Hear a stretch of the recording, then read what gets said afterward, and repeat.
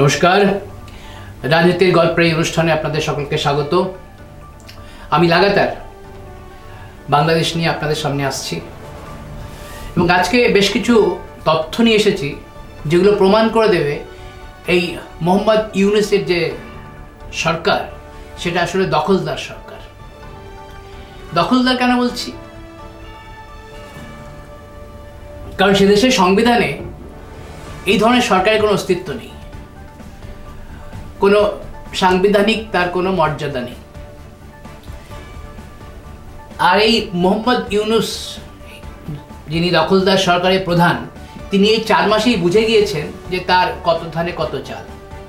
কারণ তার এই সরকারি ক্ষমতা এখন তার কাছে শাঁখের করাতের মতো হয়ে গেছে। আসলে এই 5 আগস্ট গণঅভ্যুত্থানের পরে যখন তাকে 8 আগস্ট যখন তিনি দেশে ফেরেন, তারপরে তাকে রাজসিংহাসনে বসিয়ে দেওয়া হয় এবং রাজসিংহাসনে বসে তিনি ভাবেন যে তিনি শাহেনশাহ হয়ে গেছেন এবং তিনি সংবিধানের তোয়াক্কা না করে, আইনের তোয়াক্কা না করে একের পর এক নির্দেশনামা জারি করে গেছেন। সেই নির্দেশনামাগুলির ফলে কি হয়েছে? প্রশাসনিক ব্যবস্থা ঢিলে হয়ে গেছে, আইন শৃঙ্খলা বলে কিছু নেই, সমাজ বিরোধী আর দুর্বৃত্তদের রমরমা সেখানে, মানে সেখানে জোর যার মুল্লুকতার চলছে। এছাড়াও সংখ্যালঘু নিপীড়ন যে অবিরত 4 মাস ধরে চলছে, একটা দিনও বাদ যায়নি যেখানে বাংলাদেশের কোথাও না কোথাও সংখ্যালঘু নিপীড়ন হচ্ছে। তার জন্য আন্তর্জাতিক চাপেও তারা রয়েছে।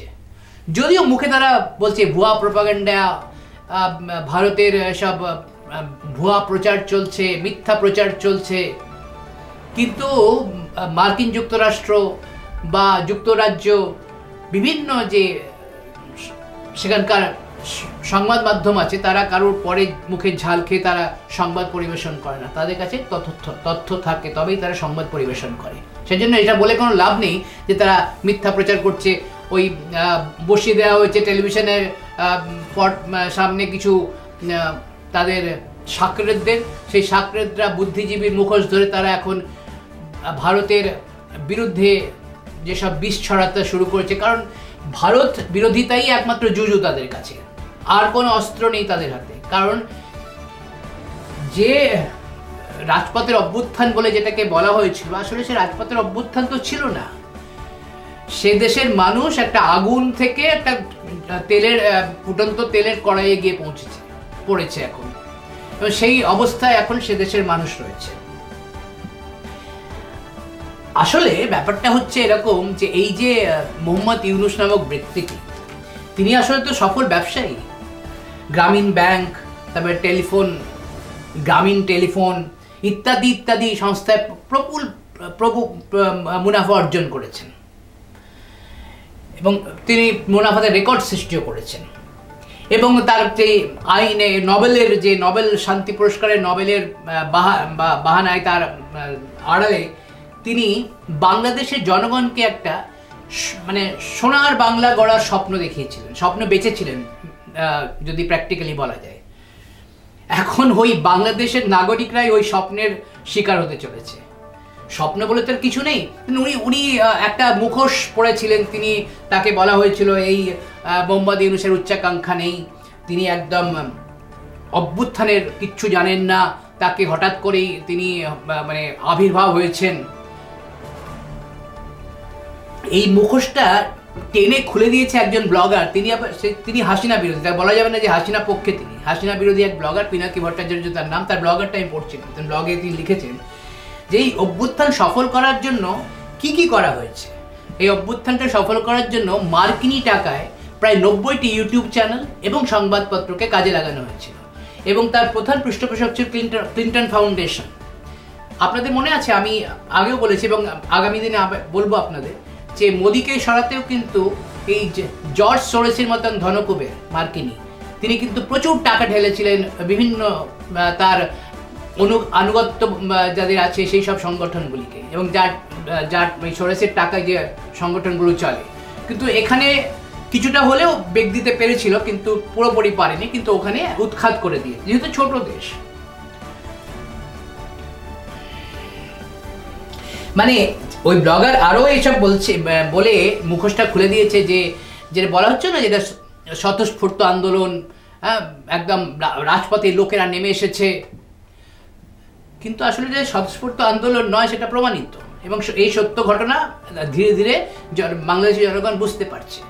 না হলে ওই যে যেখানে যখন হাসিনার বাড়ি লুণ্ঠন হলো, যে লুট হলো, সেখানে দেখা গেল হাঁস, মুরগি, পালং শাক, টিভি সব মাথায় করে নিয়ে চলেছে। ওগুলো অভ্যুত্থানের অভ্যুত্থানের এগুলো নিদর্শন না চোর না ডাকাত? এরা কারা? যারা এসব করেছে তারা কারা ছিল? যাই হোক, সেটা অন্য ব্যাপার। কিন্তু আর তিনি যেটা আরো কাজ করেছেন, যেটা হচ্ছে সবকটি জঙ্গি সংগঠনের সব পান্ডাদের ছেড়ে দেওয়া হয়েছে, সদস্যদের পান্ডাদের।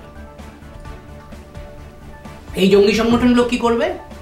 তারা ভারতের বিরুদ্ধে অলরেডি ইতিমধ্যে জেএমবির কিছু জঙ্গি বর্ডারের আশেপাশে কাজ শুরু করেছে, স্লিপার সেল তৈরি করছে।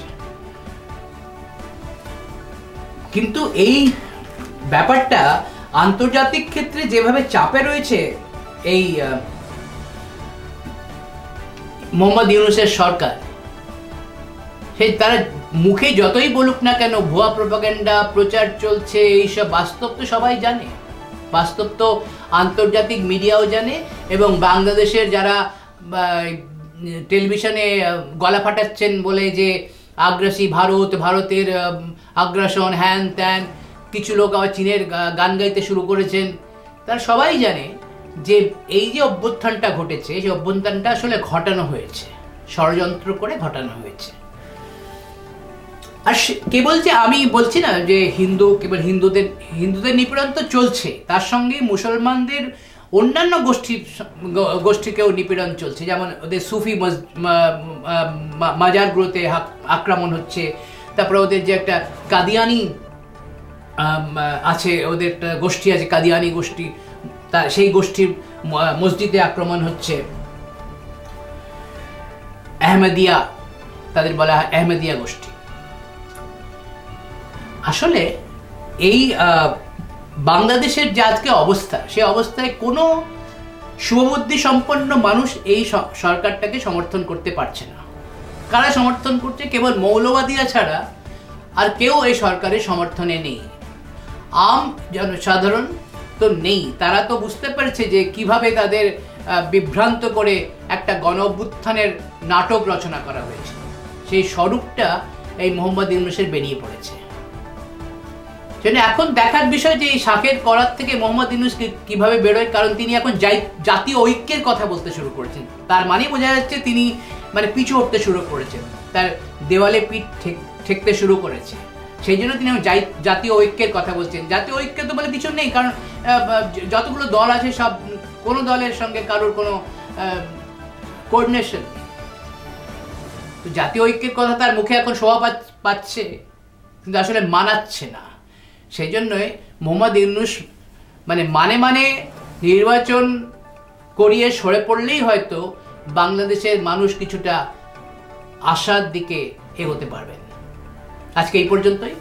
আমার এই প্রতিবেদন যদি আপনাদের ভালো লেগে থাকে অবশ্যই কমেন্ট করবেন, চ্যানেলকে সাবস্ক্রাইব করুন, লাইক করুন, অবশ্যই দেখতে থাকুন আমাদের রাজনীতির গল্প। নমস্কার।